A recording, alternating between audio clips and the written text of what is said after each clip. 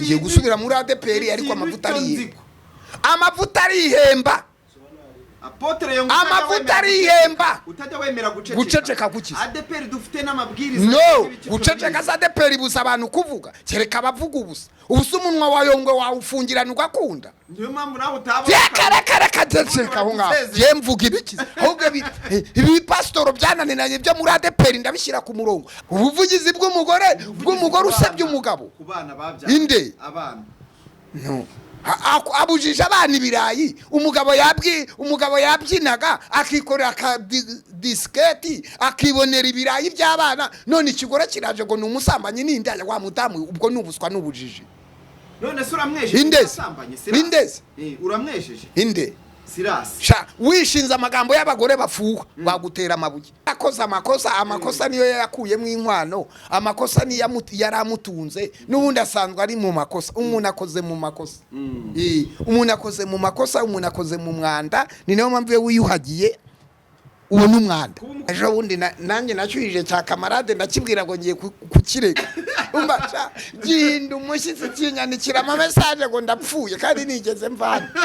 Ivuriro Amizero Life Center ni rya vuriro rihanga muri indwara zananiranye maze waryisunza agacukubiri no guhora agaraguzwa gati n'amagara. Mu ivuriro Amizero Life Center tuvura indwara zitandukanye zirimo indwara zifata igogora, indwara zifata ubuhumekero, izifata imitsi ndetse n'izindi. Kwabibutsa kandi ko mu ivuriro Amizero Life Center tubafitiye na services zitandukanye zirimo aromatherapy ari byo kuvuga ubuvuzi buvurisha impumuro, hydrotherapy ari byo kuvuga ubuvuzi buvurisha amazi, physiotherapy ndetse na massage ari byo kugorora ingingo ndetse n'ubujyanama ku mirire. Muri iri vuriro kandi tubafitiye produits zitandukanye nka care solution ku bagabo ndetse na care women ku bagore. Ni mugiye kandi muri iri vuriro Amizero Life Center tubafitiye umuti uhangamura amibe nka IB. Ukeneye service zacu ushobora kudusanga mu mujyi wa Kigali rwagati hafi ya gare ya Kimironko umanutse gato ukasi iburyo hafi y'akagari ka Nyagatovu, cyangwa mukaduhamagara kuri telefone igendanwa ariyo 0787242229. Wanaduhamagara kandi kuri 0725271246. Ivuriro Amizero Life Center, igisubizo ku buzima.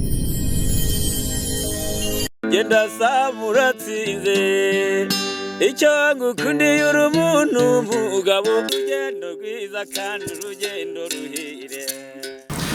Reka nizere ko mumeze neza cyane abakunzi b'Urugendo Online TV ndetse tuba turi kumwe na The Vibe TV turi mu rugendo tumeze neza cyane. Ndukasa mu gakire ndi kumwe na Jado ndetse na Hakim ku buhanga bw'amajwi n'amashusho.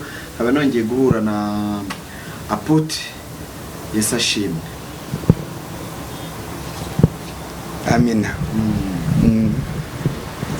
Wiwe gushyo. Ntabwo ari nonaha ariko ko utakikunda kuvuga ko gukira ari nonaha. Ko mukira ni mumbwire. Nuko mukira ni mumbwire. Abo wagiye ubibwira Imana igakora ntago babangwa idigira imini digi bagakora ntibambwire ko byabaye idigira imini digi. Ariko ntacyo nizo nshingano mba natanze motivation umusanzu mu kubaka igihugu mba nahutanze. Bangwa idigira imini digi gukura amoko mu mifuka mu kubaka igihugu mukishakamo ubushobozi mukaba rimwe mubaza habuna na peteroli na diyama ndegego ubushobozi mukabukora idigira imini digi nubwo utaza kushima ariko wamenye ko gukira ari nonaha kubohoka ari nonaha uri gukora ibintu bifatika wahinduye imyumvire n'imitekerereze ya gikene ukishakamo ubushobozi nutanagaruka kuri gi uzajya ku bandi. Yego urakoze cyane bwashize kwaherukanye turi kuganira nyuma yaho Apotre Yongwe n'umuntu abantu bazi kuri social media ufite confidence cyane ikindi kandi ubwiriza ariko ashishikariza abantu cyane cyane abarokore gukura amaboko mu mufuka ubundi bagakora. Ni umwe mu bantu n'abantu bataba basanzwe bagukurikira bagati Apotre Yongwe icyambere ntajya ripfana icya kabiri ahagarara ku ijambo rye yavuze mpaka. Mu minsi ishize rero ngega ko ntabashe kuza ngo dukore ikiganiro ariko felicitation nabonye nakoze ubukwe se usigaye ucisha make ukavuga ati nsabye imbabazi. Nibwo bwa mbere ngiye kuva nakumenya, kuva namenya nasabye imbabazi se Yongwe. Ukora ikiganiro utuje. Narebye ikiganiro cyose ngira ngo hari ahantu uri burire kubera imbabazi z'ibyaha byawe. Ibyaha byanjye Yesu yarabyikoreye, atigeze gukora icyaha na kimwe. Nuko hanyuma rero watangajwe nuko ngo nkoze ikiganiro ndangiza ntarize, kandi uri gusaba imbabazi utuje, kasha imbabazi, uvuga ati kubw'ibyaha byanjye ndasaba imbabazi. asha nuko nabuze. Yongwe wa kera ntabwo asaba imbabazi. Yongwe ya kera iyo umumenye arakumena, iyo umututse aragutuka, iyo umusebeje aragusebye. Mwaba muhagaze imbere ya polisi, mwaba muhagaze mu ibarabara, Yongwe wa kera iyo mwatakaga yahitaga kwataka. Ariko Yongwe mushyashya wakirijwe wavutse ubwa kabiri ashobora kumva abantu bavuze ati agacisha make. Igitutu. Oya nta gitutu, igitutu cyiza. Apotre ntambara igitutu cyi. Yakoreya ni ntambara nyine. We nuwumva niryo zina. Apotre ntambara ariko ni umugabo mwiza. Ko naye yitwa izina ribarakakizwa. Ntambara. Yavutse mu ntambara y'abasungusungu, yavutse mu ye ntambara ubundi. Reka tuvuge ngo nta gitutu. Nta gitutu. Ahubwo jewe naravuze ngo kuba nsabye imbabazi nta cyaha nakoze. Ahubwo Yongwe wo mu mwuka arashaka kudatakaza abanyamwuka, kandi abanyamwuka nubwo wanywa itabi ukumva abantu nyine bavuga ko ari bombo warige gataga. Abanyamwuka nubatakaza uraza gutakaza imbaraga. Kabiri, abanyamwuka ibyo barwaniye bajya mu butayu no mu buvumo, murabizi niba akavuza nduru. Ndavango rero reka nsoza abantu birirwa bavuga Yongwe mbabwire ngo Imana imbabarire. Ibyo ntacyo mbabwire ngo ibimbisabiye imbabazi. Bivuze ko ari rwosha intambara ziri mu bantu utandukanya n'icyaha cyangwa se icyaha se ikihe mutandukanyaga nacyo. Nukuvuga ngo icyaha gukora inkuru ubuho urabona nararekuye mikoro. Nindekura mikoro se ndarekura n'abana boye kurya boye no kunywa. Ntabwo je narekura mikoro, ahubwo ngiye cishije make. Ari nde wamfunze ncisha make yakurinde. Ahubwo abo bantu hari abo nabonye bafite umunwa n'inyandiko z'ama message ngo ntabwo bambabarira. Ndaje mbataka ahubwo mbacaneho umuriro muragakizwa. Ndaje mbatake mbacaneho umuriro. Naho imbabazi se nanyweye inzoga cyangwa nanyweye itabi. Nukuvuga ngo zirambabazi ko ari ukwiye zikize imbabazi ziki zibiganiro. Navuze ko ibyo biganiro nagomba kuzongera kubikora, ko uwo muryango ugomba gutuza. Nsaba aba YouTube ko murekera aho ngaho. Mbibutsa yuko ibyo kurongora no kurongorana bitari mu nshingano zacu, ko mutari muhari. Kumbize ndabira ngo uriya mubyeyi natuze, abana nibatuze, nyakwigendera hari nawe naruhukire mu gituza cya sogokuruza Aburahamu. Wumvise nsoza izo ntambara zari ziri mu bantu. Suko navuze naho rero ibyo kuvuga ngo na ibyo kuvuga rero nareka kuvuga se ari byo Imana impamagarira kuvuga. Abapastor bose nibirirwa bamamaga ngo nimve kuri mikoro se ndababwira nti mwararindagiye nimuve mu mwebwe. Gusa umuntu ubwira abapastor ngo mwararindagiye niba mushaka kumbuza the vibe urumva bo nabatinya. Ashaka bari kureba mu isura umwuka inde umwuka barawo umwuka amavuta ibimena amavuta ni ibyo se. Ibimena amavuta y'umugore ambashije ibyo kurya bidahari arameneka. Ibimena amavuta y'abana bagiye kwiga banje ntibiga arameneka. Ibimena amavuta yo niriwe nta 20 mu mufuka murare zirashira amavuta arameneka. Ibimena amavuta yuhuye n'umuntu atinyishyura ideni ryanjye, umuntu akagusuzugura adakwiriye kugusuzugura, amavuta arameneka. Amavuta wabura amavuta ufite amadolari mu mufuka, wabura amavuta waguze umufuka w'umuceri n'uw'ibirayi, wabura amavuta ufite kawunga, wabura amavuta ufite karita na mobile money. Mwagiye mureka ibyo bintu by'ubujiji bwanyu by'abarugo. Cyo bintu by'ubujiji bwanyu.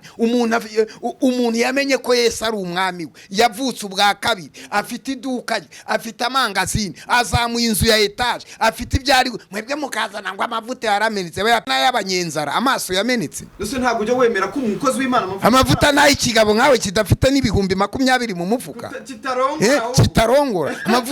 Amavuta ni nka yawe urutwa n'ubwanwa, amasoso yageze mene hano uratwa ngo ufite amavuta se bayapima gute?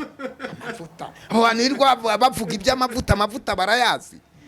Amavuta ubundi, amavuta akiza indwara, amavuta atera ubukire, amavuta akiza indwara, amavuta azura abapfuye, amavuta humura impumyi, amavuta akora ibitangaza, amavuta atera igikundiro kigatera icyubahiro kikabyara amafaranga. Ayo mavuta abo bafite amavuta, baza amavuta yariyo.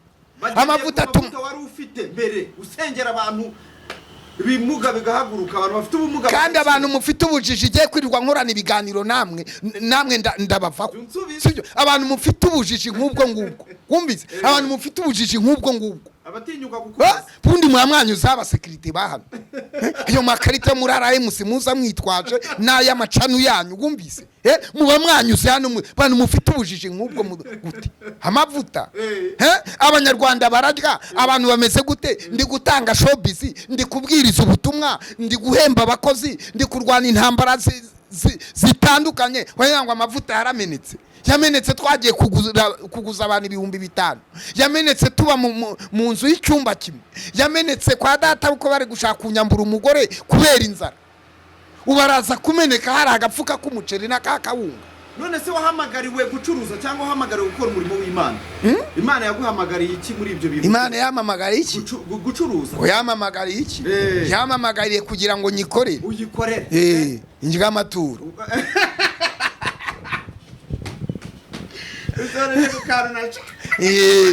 Yamamagaye abo namenye kera, narabahamagaye, abo nahamagaye narabatoranije, abo natoranije nabashyize mu nzu yanjye. Negeka yuko abantu bose abacuruza bikorera bakorera leta bazajya batanga ibya 10 mu nzu y'Imana. Abo bantu nahamagaye bakarya ibyo bya 10 n'amaturo. Sibyo washaka? Bamaze kubizana ushingamo televiziyo n'inganda zizashimwa. Barajazana nani? Umva iyo batatuye zibari intege nkeya zanjye, iyo ariko nibe nanjye. Abo batura se bakabona amafaranga bo nibemere ko barya nayo maturo. Abo batura se bagafata amafaranga bakareka kuyakoresha ibikorwa mu Rwanda bakajya kuyabitsa mu mahanga. Bo nibahari nkaswe jewe abantu baracyaguturira. Indeze banurira se ndi Imana winteranya n'Imana. Bahaye apotre turo ashyira Imana. Ijye utamatwiriranwa ndarihabwa nabandi. Ijye uzi guseka gusuka kubita ibitwenye. Abantu mobile money yawe ndayishyira hejuru. Abantu bature mu izina rya. Uyabagiye batanga amaturo my friend. Iyo umuntu yitwa umukozi, amateka mfite muri gospel, amateka mfite mu kubwiriza. Mwebwe muri kubango ari kwica amateka. Ubusa abantu bagiga amateka. Uwo bantu bagiga amateka cyangwa bagiga ibyo bakoze. Ntukibona umwanya wo gusenga. Turagiga amateka. Jewe mvuye mu butayu, nagiye mu butayu mu gitondo.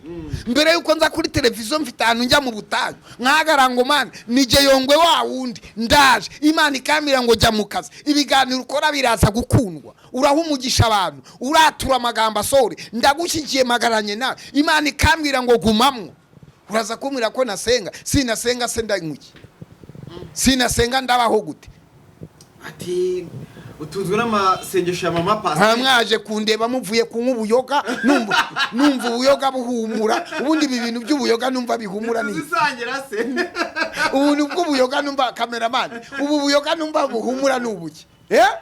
Apotre yawe byose bihanze. Niko nibwa muri ture nibwa mukonyi ngo hari ubwitwa ndera. Kandi ibyo bintu ribira bihanira. Inde. Ribi maze kuguhamagara kandi. Ubwo kugira gute? Guharabika. Inde. Udahagazeho. Inde. Guharabika. Ariko ribu namwe ko ribu mushaka kuyihindura nk'abayikoresha. Bari bakujyanye none tucisha amata. Inde. Warabamenye. Banjana he. Ubwo warabaye mu muhanda, wirirwa mu muhanda, wirirwa nawe uvuga abandi, bakuvuga ukajya kurega muri ribu. Bahita bakurura ibiganiro bakabona nawe iby'abandi wavuze. ntabwo utinya abakuvuga ahubwo ejo bundi nanjye nacyuhije cya kamarade ndakibwira ngo ngiye kukirega umva gihinda umushyitsi kinyandikira ama message ngo ndapfuye kandi nigeze mvana numvise utumye nyimenera ibanga kiza kwiyana gisaba imbabazi ariko nacyo cyari cyandituye nabonye umuntu yandika iki message apotre Yongwe naramuka koko niba koko yagiye muri ribuka kamarade yewe nitegura kujya kubarega ako si ubwo umuntu anyise ngo ndimbwa namera umurizo ubundi Yongwe ntukajya ujya kurega abantu nk'abo umuntu anyise ngo ndimbwa namera umurizo umuntu amvuye ariko kira gitipe nacyo cyari cyarengereye ngo karuruma ngo nagiye karuruma koko ntiyanavuga ahantu heza karuruma aboshye ingeragere ariko karakubabaje nabonye ariko kantu watinzeho ka karuruma ariko karuruma hari ahantu ngo bambwiye ngo batumishe bajya bamwe na bamwe Mungu baba wangu hakuna kama wewe Mungu umva reka tubwira abantu ngo wumvise twebwe ibyo bintu byabango bari bande se banyica igitutu indese cikize kijanye niki uzongera ubivuge waretse yako na Twitter yanjye ntabwo wapfa kuyisiba uyisiba se ntabwo nishyura imisoro ya leta nemba atari igitutu we wasiba ikiganiro nakoze wagisiba se kubera iki iyi ni company ni business y'umuntu waza ukamanura akavido ke ubisiba se ari ibyawe ibigomba gukora aho ngaho amategeko se twica amategeko nitwe tuyashyiraho ntabwo amategeko ni Abanyarwanda tuyatora hari amategeko y'umuntu aba ko haba amategeko y'igihugu ujya witabaribu indese ujya witabaribu kundi umufatanyabikora narigize ngo niba guhamagara nuko ndi umukiriya uri umukiriya wawe ribu ni ikigo kiba gikeneye wumvise iyo kigenza abanyabyaha ariko iyo uhageze nicyo kigo cyiza kibaho barakubwira ngo mwakire umukiriya ukagira ngo uri umukiriye wumvise shaka kwajya bakaguhana kacyayi karibu haba discipline winjiye bakakwereka aho wicara muri discipline ukinjira mati ni mwakire umukiriye abakobwa babaje abagabo bakuze b'abanyacyubahiro bambaye uniform nziza bakakubaza witonze iyo babonye ufite icyuya baguha amazi baguhana kacyayi iyo bibaye ngombwa hakonje bakakubaza barangiza bakakubwira ngo taha uzagaruke ntuzongere gukora ibyaha ukundi nta muntu se bahita bashyiramo udupingu yakareka nyine bayagutwaye nyine ugiye gusura abandi bagabimageragere nibyo ibyo nta kibazo abantu bose badukurikiye bagomba kugendera ku mabwiriza naho rero gukora ibiganiro tugomba gukora ibiganiro ubu abantu bari basheze ngo Yongwe nceceke kubera iki hakimutegura kamera zose wumvise shaka za mikrofone ahubwo tuvuge wumvise ahubwo tuvuga abantu tujye iwabo bazatwirukana hakundi we ntabwo wagiye muri timu y'abantu bagiye kundogesha b'abanyamakuru ejo bundi bakurogeshe ko ikagira inkuru abanyamakuru 10 bagiye kuturogesha hakimu yarapfuye buri umubone ngo ikintu cyaramanukaga hejuru inzu kuri gati ati mana ya bosi wanjye ntabara mama na bosi wanjye ntabara bamaze iminsi atakandagira hano mwarwaye ibintu umugongo arwaye ibintu amaguru ibikubita nanye nkakubita nkashwana guca umunyamakuru aza kumbwira shaka ari abantu mumfitiye ishyari mushaka kunyica umva mushaka kunyica koko Yongwe koko tuhava ibunga mumuhoye iki koko ntabwo mwaba muhombye ngaho nimurebe ibiganiro byose nakoze kuri channel zanyu none murashaka kumpemba kunyica abantu muri uyu mujyi hakira abantu ndi kubwira ngo ayidigire mini digi ntibakore reba urubyiruko rushomereye sibyo rugomba kunyigiraho gukora mukashaka guhombya igihugu mwogakizwamwe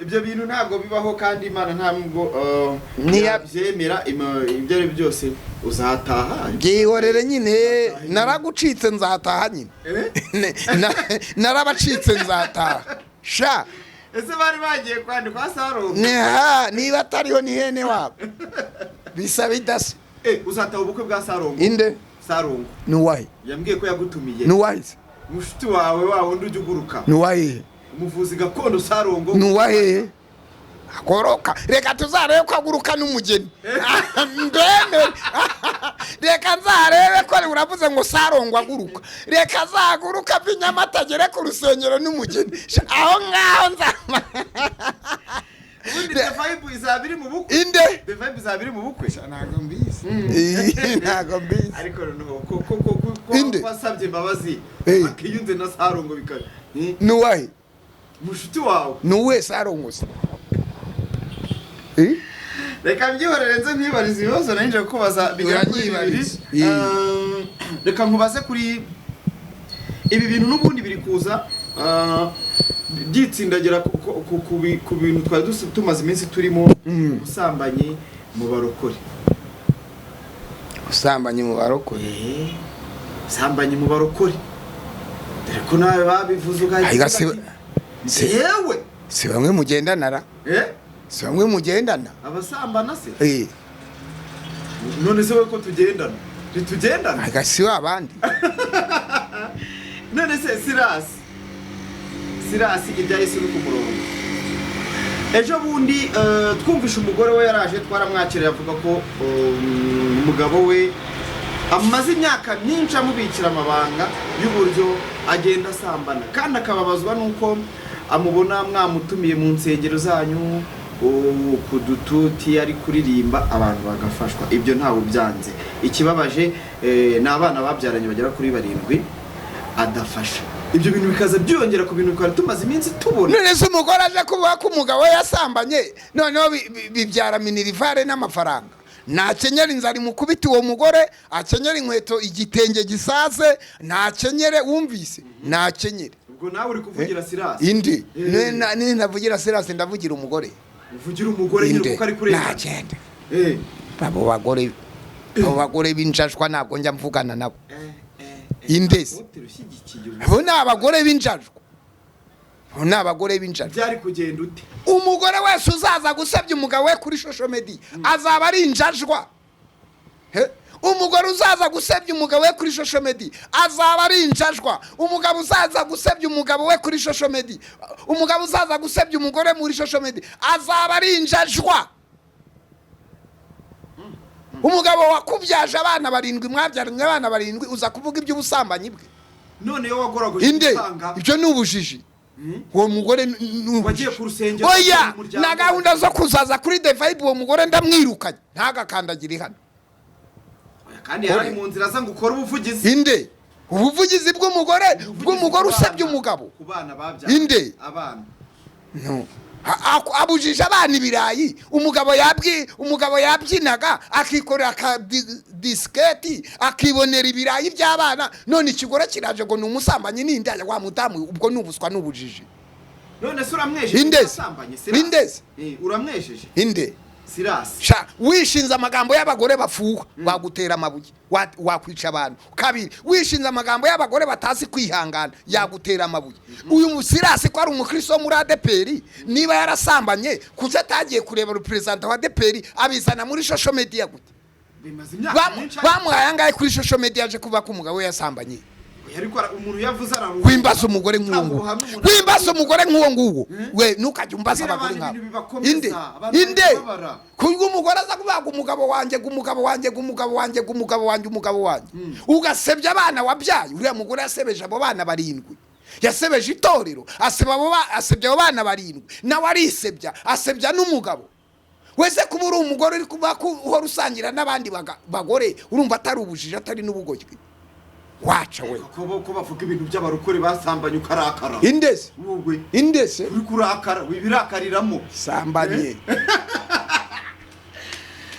ubikora uzi umugabo wawe yasambanye wabihindura indirimbo uri umugore w'umunyabwenge wabihindura indirimbo urapfusha warangiza ugakora konseri gutumiza itangazamakuru kuri ni konseri yakoze yapfushije arangije akora konseri mada ndakugaye kuki se tabari Imana iri kumushyira ku kabaro Imana ya Yesu urabikora Imana ishyira ku kabaro ntiyahera kuri wowe reka nanjye ngushyire ku kabaro inde ngushyire ku kabaro ubundi se we n'uhari twese byacu biri ku gasozi ntabanga riba muri showbiz mwana saba reka nkubwize uko wumvise niba hari ibintu binga nta mugore ukwiriye kuza kuvuga umugabo ubwo ni ugusasura uburiri bwawe ukabujyana muri rompuwe mu muhanda kwego umugabo wanjye ngo yancaga imbere nyuma ngo yancaga imbere no abo ibyo byari byonyi ariko wowe uri nyirurugo mu masengesho wirukana umusambanyi buvaho mu masengesho kamere zirasinzira mu masengesho umugabo yakunaniye rahinduka mu masengesho imivumo ya karande y'ubusambanyi vaho mu masengesho no kuza kuri social media ngo umugabo amaze icyumweru adahari ariko ntabwo uri guhakana ko Silas yasambanye guhakana n'uburyo umugore yabitangaje ugiye gusambana samagara undi yasambanye bari kumwe buriya mugore umweretse ifoto Silas ari gusambana yarayikweretse ko mwakuranye ikiganiro inde yamufasha akaguru yarabivuze mu biganiro yatanze ariko se rega ubwiza ukuri ahubwo mu minsi iri imbere hazajya itegeko rijya rihana abagore nk'abo ministeri y'umucigi bahamagara ibabwira ati wa mugore waje gusebya umugabo wawe mwabyaranye abana 7 ministeri y'umucigi ihamagara abagore batagira umuco na discipline uwo mugore nta muco agira nta discipline agira abanyamakuru barabagiserera bakabasaza bakababesha bakaza gukora ng'umugabo wanje ngo yasambanaga n'umuyaya ng'umugabo wanje ngo yasambanaga gutya ngo yagendaga kandi abagore bavuga utwo nawe bafite imico mibi buri ugenzura ya mugore utinyuka kuza kuvuga kuri buri harimo controversy nta mugore w'umunyabwenge waza kuvuga ngo umugabo babyaranye abana 7 ngo yarasambanaga nta mugore w'umunyabwenge waza kuvuga ibyo ngo yamucyuriraga abagabo haziko ari abagore bafuha bakarwara tifoyide ariko apote impamvu uri kuvuga gutyo nuko atari wowe akaho kari kuwundi karaheza uri madamu arababaje ababajwe n'iki ahubwo ni hagiye kubabara nakenyera babari uriya mugabo yaririmbaga bakamutumira akabona ibirayi by'abana na minirivani ubu ko yamaze gusenya umugabo akamusebya abo bana 7 ko abanyeshuri bagiye gutangira zabishyurira ishuri mugore ufite ubuswa gusa ubundi se kumushyigikiye wazamutumiye akaririmba kumwishyura Silas inde muri Horeb Imana Imana itimukubitira ku ruhimbi kwitaragukubitira kwigaburo ryera Asabye kwitaragukubitira kwigaburo ryera kwitaragukubitira mu nge ndi umunyabyaha kwitaragukubitira mu nsaba imbabazi kwitaragukubitira mu iyuzurize kwitaragukubitira mu biganiro ndi gukorana nawe kwitaragukubitira muka mugaki muka kwitaragukubitira muka mugakiza ntabwo nkarimo neza n'ubundi ndabizi buragamoba mukabati se ntabwo yajya muri lodge ngewe nta muntu nzi Kimisagara nta muntu nzi mu Gatsata nta muntu nzi Nyacyonga Garuruma furende umugore w'umunyabwenge ntabwo akora ibyo wumvise uriya mugore hari abagore bakwicara bagahiga bamutumire mu mugoroba w'ababyeyi baweti wa mugore wabuze ubwenge ibinyamakuru biva i Kigali utere kamera uje gusebya umugabo wawe uri umubyeyi uwo mugabo mwarabanye ngo yarasambanye yagize gutya wa mugore we ndakugaye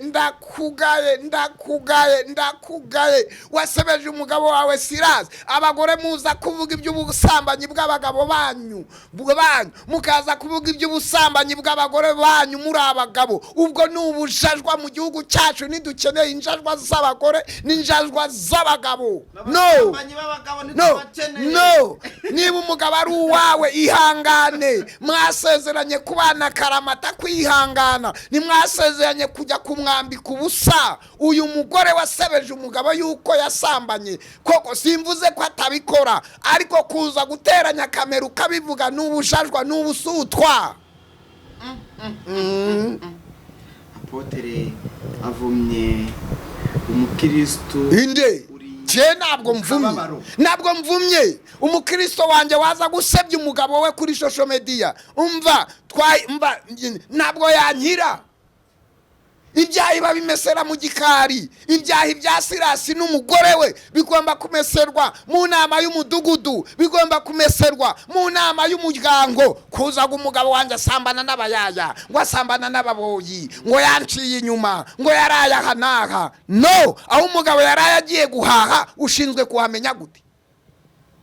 ibyo byaha uvuga cyangwa guke ibyo byaha uvuga ngo babifura urahora ufura nyine. Nese umuntu nahora yoga. Yesaya igice cya mbere umurongo wa 16, ni mukarabe mwiyuhagire naho ibyaha byanyu byatukura tukutuku nzabyeza mbihindura umwere nk'ubwoya bw'intama, bihinduka umwero nka sheregi.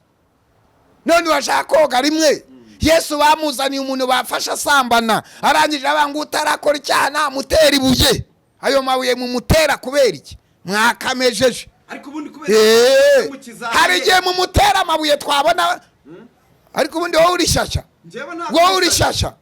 Wowe urishasha ubundi. Je ntabuye namutera. Mana Amabere yambonye muri gihe ari imagine. Mama. Ntabwo uri mu mwuka. Izo sombe wariye ubundi ko utazi guteka isombe muri ghetto, ninde wazitetse? Urabyutse ubu ufite abana ba rubanda bagutekera ipasi, abagukoropera. Mama. Ufite abana ba rubanda bagutekera baguterera ipasi, nkwetira arabagiranwa, ubwanwa burayaga, umeze nk'icyana. Kandi uzansenyera. Uzansenyera. Urugo rwanyu ruruje kajese. Sheri, nomero ni 0788. Urabona mba nacyashe. Uyu mugore nawe mwuzuru ugiye kurongora umenya nawe atoroshye. Imbara mba napfuze nkavuga ko ntarabona message niti. Cyangwa ibyo mvuze urabikata. Hajimu, ibi bintu ndi kumane mada ujye ureba na The Vibe, kuko ibiganiro umugabo we dukorana ntabwo biba byuzuye, akura mutuntu. Sheri wa ibintu dukorana akura mutuntu. Jusura The Vibe rero. Nuko bimeze cyane. Uzi gutuka umuntu ngo arasambana ufite gapote mu mufuka kandi uri umusore. Gapote se baracyazigendana. Bazigura online. Za moto zitwara ibintu byose muri vuba. Prudence ntabwo bayigendana, bayigura online. Iterambere ryaransize. Uramagara uti ni bayikuzanye. Ariko umujyi wa Kigali nawe ufite akazi koko. Aya mafaranga ya minisante arapfira icyubusa koko. Nta bantu yaramira. Ariko banasizeho utuzu.